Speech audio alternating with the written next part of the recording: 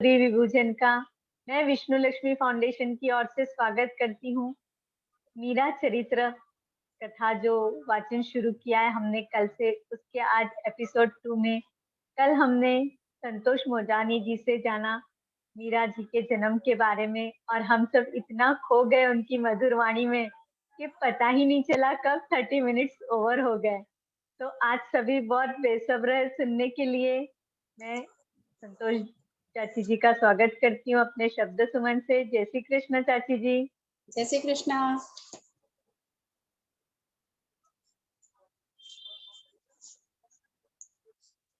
वसुदेवसुतं देवं कंसचाणूरमर्दनं देवकी परमानन्दं कृष्णं वन्दे जगद्गुरुं श्रीकृष्णं वन्दे जगद्गुरुं। सबसे पहले भक्तिमती मीराबाई के चरणों में दंडवत प्रणाम, और इस पुस्तक की लेखिका सौभाग्यवती कुंवरी राणावत जी के चरणों में बारंबार प्रणाम। कल हम लोगों ने सुना था मीराबाई का जन्म और मीराबाई को किस तरह भगवान की मूर्ति मिली थी, यह हमने जाना था। और आज हम अब आगे देखते हैं। मीरा ने उठकर माँ का हाथ पकड़ा और चलने को उद्यत होते हुए ठाकुर जी की ओर देखकर संकेत किया, अभी आई मैं, हो घबराना नहीं। बाबू साहब, आप भीतर पधार कर मेरे ठाकुर जी के दर्शन करिए ना। मीरा ने दूधा जी का हाथ पकड़कर आग्रह किया। तेरे ठाकुर जी कहाँ से आ गए भला? उन्होंने मीरा के माथे पर हाथ रखकर बड़े ही लाड से पूछा। परसों जो संत आए थे ना, उन्होंने दिए आज सवेरे मुझे। मैंने उनका फूलों से श्रृंगार किया है, आप देखिए ना चलकर। क्या सचमुच संत ने दिए हैं? हाँ हुकुम, उन्होंने तो दिए हैं, नहीं तो मैं कहाँ से लाती। मैंने कल उनसे मांगा था ठाकुर जी को, उन्होंने मना कर दिया। आज सवेरे उन्होंने कहा कि उन्होंने मुझ ठाकुर जी सपने में आके बोले कि मैं तो मीरा के पास ही रहूंगा, अतः मुझे उसे दे दो। और उन्होंने मुझे दे दिया बाबू साहब। और सब बात तो उन्होंने बताई, पर ठाकुर जी का नाम तो बताया ही नहीं। सच, यह तो मैं पूछना ही भूल गई उनसे। अब आप जल्दी से चलकर उनके दर्शन कीजिए और उनका नाम भी बता दीजिए। मैं आ रहा हूँ बेटा, तुम भीतर जाकर खबर करो, दूधाजी ने कहा। मीरा दौड़ कर अंतपुर में गई और चौक से चिल्लाकर बोली, आप सब एक और हो जाए, बाबू साहब पधार रहे हैं मेरे ठाकुर जी के दर्शन करने के लिए। मीरा की बात सुनकर सभी बहुएं अपने अपने कक्ष में चली गई। मीरा की माँ अपनी जेठानी के कक्ष में जाती भी बोली, भाभी साहब, यह छोरी तो ठाकुर जी के पीछे पागल ही हो गई है, साथ साथ अन्नदाता हुकुम को भी इधर उधर दौड़ाए दे रही है। अन्यथा अभी दोपहर के विश्राम के समय उठाकर यहाँ लाने की क्या आवश्यकता है इसको? ठाकुर जी को ही बाहर ले जाके दिखा देती थी। सारे निवास में दौड़म दौड़ मचा दी है। बिननी कालारीगत कालो ही जाने, यो भी बूढ़े और बच्चे मित्र ही होते हैं, फिर दोनों ही भगत है तो कहना ही क्या। तुम ही कहो, मीरा को छोड़कर और किसी की मत है अन्नदाता हुकुम के सामने ऐसी बेतुकी बात करने की? औरों की तो छोड़ो, उनके बेटे ही उनसे नहीं बोल पाते हैं, किसी औरों से कहलवाते हैं ये। केवल यही एक लाडल पूत है जिसको हर बात उन्हें मान्य है। दूधाजी ने भगवान को प्रणाम किया और बोले, बेटा ठाकुर जी को लकड़ी के बाजोट पर क्यों बिठाया है? आज ही मैं तुझे चांदी का सिंहासन मंगवा दूंगा। हाँ हाँ बाबू साहब, मखमल की गादी, मोड़े रेशम की दोवड़, किमबाग के बाके, पौड़ने के लिए चंदन का हिंडोला और पलंग भी, पूजा के लिए चांदी के बर्तन और भोग के लिए सोने के बर्तन भी मंगवा दीजिएगा। अवश्य बेटा, अवश्य। आज सांझ को ही सारी वस्तुएं तेरे पास आ जाएंगी। अरे सबसे आवश्यक बात तो मैं भूल ही गई, इनका नाम क्या है बाबू साहब? इनके नाम और गुणों का कोई पार नहीं है बेटा। तेरे ठाकुर जी हैं सो मीरा के ठाकुर जी, और क्या? नहीं नहीं, ऐसा भी कहीं होता है क्या? ठाकुर जी को ठाकुर जी ही कहना चाहिए क्या? आपको भी तो कोई भी मेड़ता की दूधाजी नहीं कहता। आप तो नाम बताइए बस इनका। नाम तो सदा बराबर वालों के प्रयोग के लिए होता है बेटा, अन्य सब तो संबंधों और पद के अनुसार ही संबोधन करते हैं। मनुष्य का तो एक ही नाम होता है, परंतु ये तो अनंत रूप और अनंत गुणों के स्वामी है। उन नामों से भी तुझे प्रिय लगे वही नाम एक चुन ले। आप नाम तो लीजिए बाबू साहब, मुझे जो अच्छा लगेगा वही आपको बता दूंगी। ठीक है, सुन। कृष्ण, गोपाल, मनमोहन, गोविंद, माधव, केशव, मुरली मनोहर और गिरधारी। बस बस बाबू साहब, मीरा उतावली सी बोली, यह गिरधर नाम सबसे अच्छा है। इस नाम का अर्थ क्या है? दिवाली के दूसरे दिन अन्नकूट होता है ना, जिस दिन अपने चार भुजानाथ को 56 भोग अर्पित किए जाते हैं। अपने यहाँ उस दिन को खेकरा कहते हैं। याद है तुझे? उस दिन गायों को भड़काया जाता है और शाम को बैलों की पूजा होती है। हाँ हाँ बाबू साहब, बैलों की पूजा आप और बड़े कुंवर साहब यानी वीरम देव जी करते हैं। उस दिन क्या हुआ था, मैं बूढ़ा हो गया हूँ ना, इसलिए इतने सारे बैलों की पूजा नहीं कर पाता। 10 पांचों की होता तो मैं कर लेता, फिर तुम्हारे बड़े कुंवर साहब करते हैं। हाँ, तो मैं कह रहा था, दिवाली के दूसरे दिन वज्र में ब्रज में इंद्र यज्ञ होता था। भगवान कृष्ण ने उसको बंद करवाकर गोवर्धन पर्वत की पूजा आरंभ करवाई। इससे इंद्र को क्रोध चढ़ाया और उसने ब्रज पर खूब जोर वर्षा करवा दी। बड़े बड़े आधा शेर के ओले पड़ने लगे और बैल बांधने की रस्सी होती है ना, वैसी मोटी मोटी धाराएं पानी की पड़ने लगी। ओलों की मार और पानी के बौछारों से लोग घबरा गए। उन्होंने भगवान को पुकारा।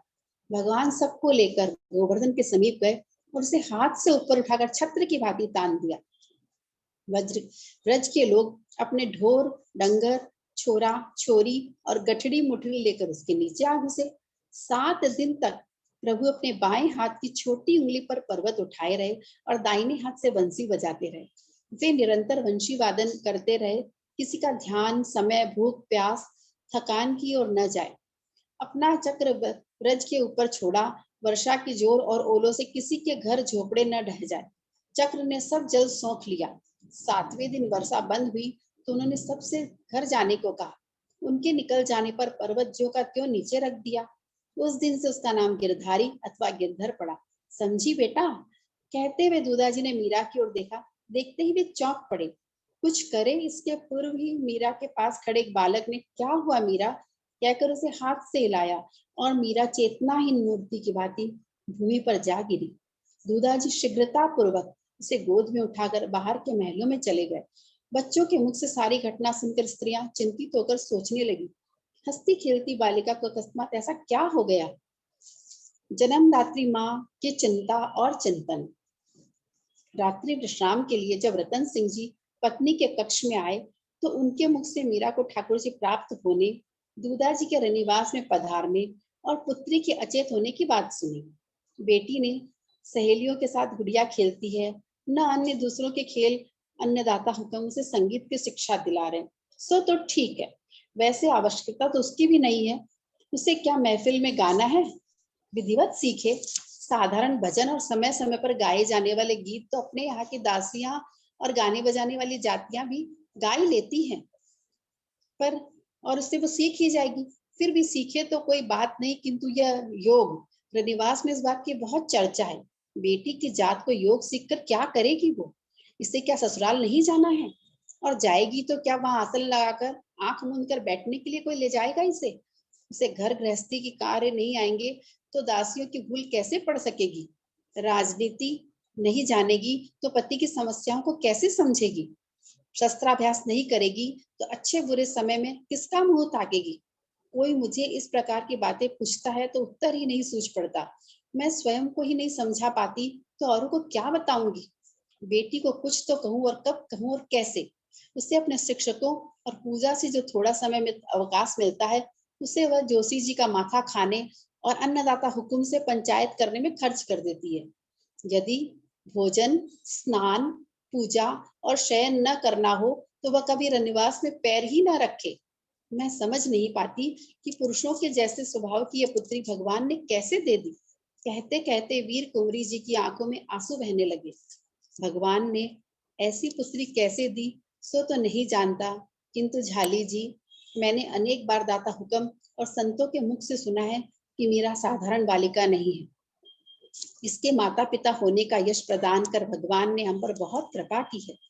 इसकी जन्म पत्रिका और संतों की भविष्यवाणी के अनुसार जैसी शिक्षा उसे जीवन में आवश्यकता है, वैसी शिक्षा का प्रबंध दाता हुक्म ने किया है। वे हम तुमसे अधिक समझदार हैं और न भी हो तो क्यों, वह शोभा युक्त है। हम उनके द्वारा दी जा रही शिक्षा में मीन मेख निकाले, अपनी इच्छा अनुसार उसकी शिक्षा का प्रबंध करे। मीरा ही क्या, हम भी तो उन्हीं के हैं ना। यदि वे मुझे जलती हुई अग्नि में भी कूद पड़ने को कहे तो क्या मैं आगा पीछा सोचूंगा? मेरे पीछे मेरी पत्नी और पुत्री का क्या होगा? नहीं, यह असंभव है। मेरे लिए तो मेरे पीछे दाता हुक्म है, यह आश्वासन ही बहुत है, और मैं इसी के सहारे आग में कूद जाऊंगा। पूरा परिवार उन्हीं के लिए, उन्हीं की सुख सुविधा और प्रसन्नता के लिए है। हमारे चार भुजानाथ तो दाता हुक्म ही है। तुम मन से सारी दुविधाएं निकाल दो। रतन सिंह जी ने पत्नी के आंसू पोंछे, उसे पलंग पर बिठाते हुए कहा, तुम यह क्यों नहीं देखती कि ताता हुक्म भले उसकी शिक्षा का 1000 प्रबंध कर दे, यदि मीरा की रुचि न होती तो क्या वह कुछ सीखती? स्थिति यह है कि उसकी प्रगति से उसके गुरु बहुत संतुष्ट है।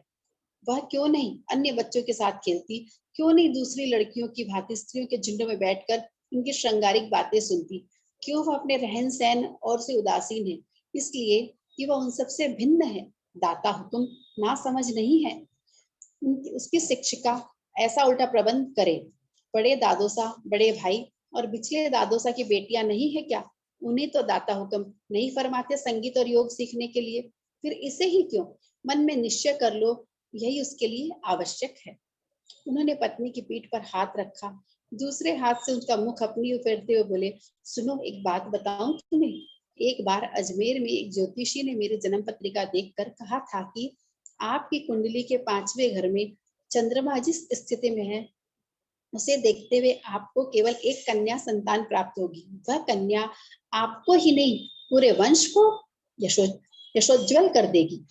यह बात पहले क्यों नहीं बताई आपने? बेटी ही नहीं हुई थी तो क्या बताता? इसके होने पर बहुत से दिन तो परिवार के हर्षोल्लास ने ही खींच लिए। हम दोनों तो जैसे चोरी करते पकड़े गए हो, ऐसे सहमे सुखचाए ये सारी हंसी खुशी दूर दूर रहने का प्रयत्न करते हैं। बाप रे, कैसा कठिन समय था वह। रतन सिंह हंस पड़े।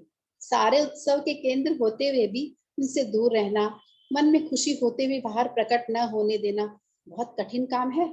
चलो, हम तो निपट गए। अब तो बड़े दादू सा वीरम देव जी और भाभी सा की बारी है। देखना, भंवर का जन्म होने पर कैसे तंग करता हूँ मैं उन्हें। मीरा के जन्मोत्सव के दिनों में जैसे ही सामने पड़ता, दादो सा मेरी ओर देखकर मुस्कुरा देते।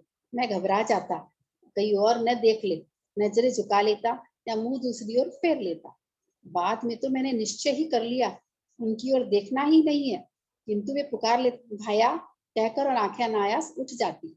उनकी देखा देखी दोनों दादो सा भी यही करने लगी, तो जी चाहता था कि मेड़ता छोड़कर ही कुछ दिन के लिए बाहर चला जाऊं, किंतु जानता था इसके लिए तो अन्नदाता हुक्म की आज्ञा ही नहीं मिलेगी। हे भगवान, जैसे एक तूफान से गुजरे हूँ।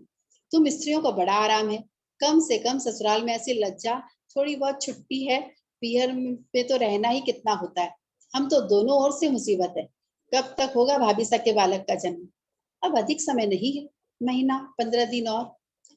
फिर कुंवरी जी ने कहा, देखना, मैं कल ही दादोसा से अग्रिम बधाई मांगूंगा, और भंवर दादा के जीवन काल में ही पौत्र का जन्म हो जाने पर बालक का नाम चाहे जो हो, गुरुजन उसे भंवर लाल कहते हैं, और दूसरे लोग भंवर बाबूजी कहते हैं कि जन्म के पश्चात तो सीधे सीधे दाता हुक्म के पास विराज होंगे। उसी समय बधाई देकर साफे का पल्ला फैला दूंगा, और छोटी मोटी वस्तु से कभी संतुष्ट नहीं होने वाला मैं। बहुत कुड़ाया है मुझे, सारा बैर चुका लूंगा। रतन सिंह ने हर्षमग्न होते हुए कहा, आहा, ऐसा भी कोई करता है पिता के सम्मुख पुत्र की बधाई स्वीकार करना? यदि आपने ऐसा किया और बाबूजी हुक्म युवराज आपके कंधे को पकड़कर अन्नदाता हुक्म की ओर घुमा दिया, तो फिर आप बेवकूफ बन जाएंगे। न आप तब क्या करेंगे, बताइए जरा। वीर कुंवरी जी ने हंसते हुए कहा, हाँ, ये तो मैंने सोचा ही नहीं।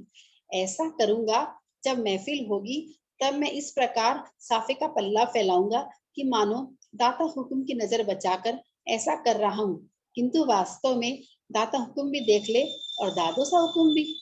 वह तो भंवर बना जब 1.25 महीने के हो जाएंगे तब होगा ना।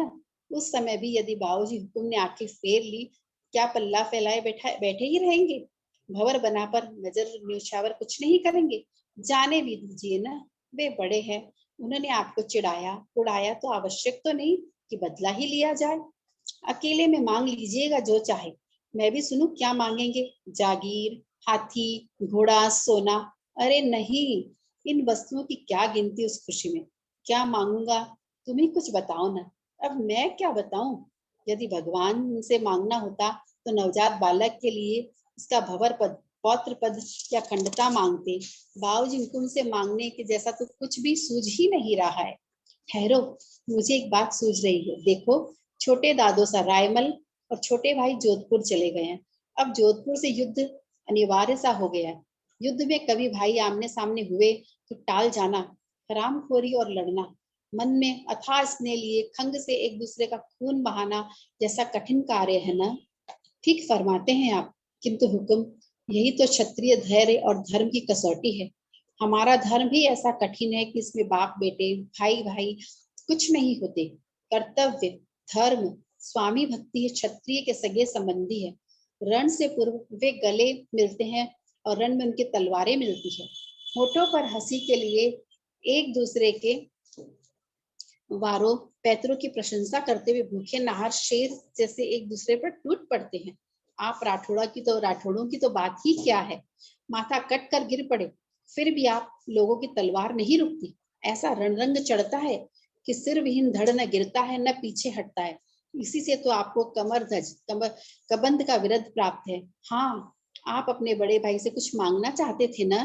वाह, तुमने तो चारणों के समान प्रसन्न कर दिया मुझे। सच, जिस समय कड़कों और रणभेरी की आवाज कानों में पड़ती है तो कवच की कड़ियां खड़खड़ा उठती हैं, भुजाओं में फड़कन होने लगती है, शरीर के रोमों के साथ मूछें भी खड़ी हो फरफराने लगती है, हृदय का उत्साह छाती फाड़कर बाहर निकलने को आतुर हो उठता है।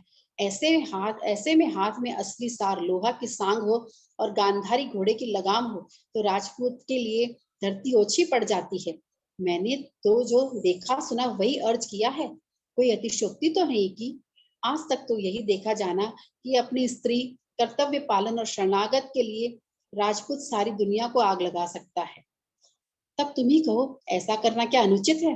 रतन सिंह ने मुस्कुराकर पूछा। नहीं, नाहरों शेरों के लिए यही उचित है, किंतु आज लगता है कि नाहर की बेटी को बकरी या गाय बनने की शिक्षा दी जा रही है। शेरनी के गर्भ से ही शेर जन्म लेते हैं, गाय बकरियों के गर्भ से नहीं। यह क्यों भूलती हो झाली जी कि शेर और बकरी जन्मजात होते हैं। विपरीत शिक्षा तभी तक काम करती है जब तक समय नहीं आता। अन्याय देखकर क्षत्रिय संतान आंख नहीं मीच सकती। यह निश्चय मानो। मीरा कहाँ है? एक बार ला दो न उसे, बहुत दिन से लाड प्यार ही नहीं कर पाया। आप कुछ मांगने की बात फरमा रहे थे। हाँ, यही मांगूंगा कि चाहे जैसा समय आए, हम भाइयों को मृत्यु के अतिरिक्त कोई अलग न कर सके। यदि कभी लोभ के मारे कहीं जाना भी चाहूं तो आप बलपूर्वक रोक दे। फिर भी यदि न मानूं तो आप अपने हाथों से मेरा माथा उतार ले, ठीक है ना? सुनकर वीर कुंवरी जी की आंखों में आंसू भर आए। पति की समझदारी पर उनका मन गर्व से भर आया। मन में कहा, कैसी कृपा की प्रभु ने, आपकी संगिनी बनने का सौभाग्य मिला। आंसू छिपाकर उन्होंने स्वीकृति में सिर हिला दिया। मीरा कहाँ है? ऊपर बालकों वाले कक्ष में सो गई होगी अब तक तो। थोड़ा जल्दी पधारे तो। कैसे? रतन सिंह हंस पड़े। दाता हुक्म और दादोसा हुक्म के सामने ही उठकर आ जाऊं? कभी कभी भाई पंचायन की कमी बेहद खलती है। कोई तो हो जो मेरे भी उठकर जाने की प्रतीक्षा करे। भंवर के जन्म की सूचना जाएगी तो वह अवश्य पाएंगे। तुम जाओ ना, मीरा को उठा लाओ। जो रो पड़ी और चिल्लाई तो सबको मालूम हो जाएगा। ऐसा नहीं होगा, वह बहुत समझदार है। दिन में भी कुछ कहना होता है तो दाता हुकुम की दृष्टि बचाकर संकेत करती है कहीं एकांत में चलने को। तुम उसे धीरे से जगा देना, वह समझ जाएगी। वीर कुंवरी जी ने जाकर धीरे से मीरा को जगाया और कान में मुंह लगाकर कहा, तेरे कुंवर साहब बुला रहे हैं। अभी? हाँ, क्यों? सो तो नहीं जानती, उन्हीं से पूछ लेना। चल, शीघ्र ही कोई जग जाएगा। मेरे साथ गिरधर गोपाल सोए हैं, मेरे उठने से ये जाग जाएंगे। कुंवर से की बात आप ही सुन लीजिए ना, सवेरे मुझे बता दीजिएगा। इन छोरी को तो कुछ समझ में ही नहीं आता। तू चल एक बार, 1.5 बित्ते की लड़की मुझे अकल सिखा रही है। मीरा धीरे से उठी, शैया पर सोए गिरधर को अच्छी तरह उड़ाया और माँ के साथ चल पड़ी। पिता के समीप पहुंच उसने हाथ जोड़ सिर झुकाते हुए विवादन शब्द उच्चारण किया, बाबूजी, चिरायु हो बेटी, इधर आओ। उन्होंने पलंग पर बैठे बैठे ही हाथ बढ़ाकर उसे अपनी ओर खींच लिया। यह तो आ ही नहीं रही थी, कहती थी कि आप ही पूछकर सवेरे बता दे मुझे, माँ ने कहा। नींद आ रही थी ना, तुम्हारी नींद उड़ाई हमने, पर क्या करें, कभी कभी मन बेकाबू हो जाता है। रात के अतिरिक्त तो हम तुमसे मिल नहीं सकते हैं ना। कैसी चल रही है तुम्हारी शिक्षा? ठीक ही है, योग में आसन और प्राणायाम सीख रही हूँ। गुरुजी ने योग की उपयोगिता और उसमें होने वाली हानियां भी बताई है। संगीत में राग रागनियों का अभ्यास कर रही हूँ। घर गृहस्थी का कुछ काम सीखती हो? हाँ, कभी कभी मोटा भावो हुक्म ताई जी के पास बैठती हूँ तो वे छोटा मोटा काम बता देती हैं। मंजूषा पेटी में कुछ रखना निकालना या ऐसा ही कुछ। सुना है किसी संत ने तुम्हें ठाकुर जी बख्शे हैं? हाँ कुंवर साहब, मीरा ने उत्साह में आकर बताया। वही तो मेरे पास सो रहे थे, अभी नए नए आए हैं ना, तो उन्हें अच्छा नहीं लगता होगा, इसलिए मैं रात को अपने पास ही सुलाती हूँ। उनके लिए बाबूसा ने सिंहासन, बर्तन, वस्त्र और हिंडोला मंगवा दिए हैं। और कुछ चाहिए, हमें भी सेवा का अवसर दो ना। रतन सिंह जी ने मीरा को गोद में उठाकर गालों पर चुम्बन देते हुए कहा। और सब तो है, मीरा ने सोचकर बताया। गिरधर गोपाल के लिए आभूषण नहीं है, आप बनवा देंगे? अवश्य बनवा देंगे बेटी, बताओ क्या क्या आभूषण चाहिए? जो आभूषण आदमी पहनते हैं वही।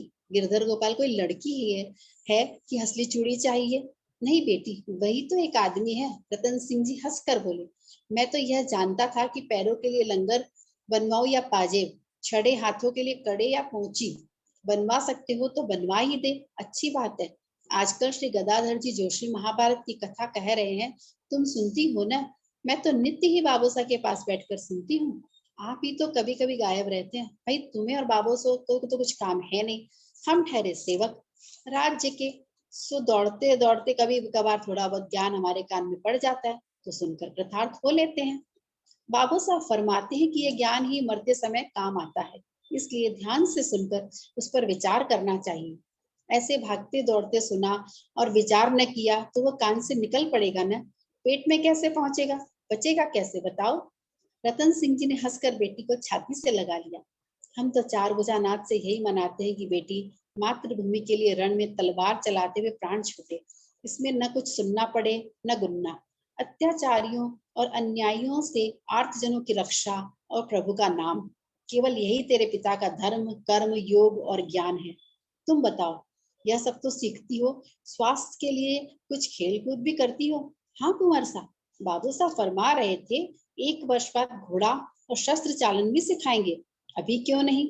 4 वर्ष की हो तुम, अभी से अभ्यास नहीं करोगी तो समय पर सीख नहीं पाओगी।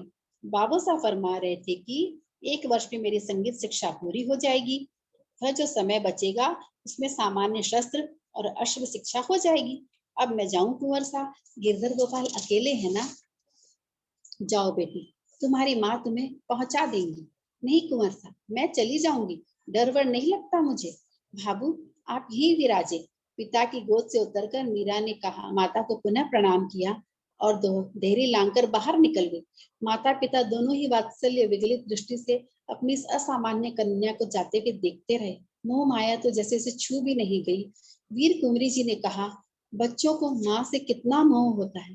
कोयले की खान में जब हीरा निपसता है तो वह खान भी इसी तरह बिसूरती है।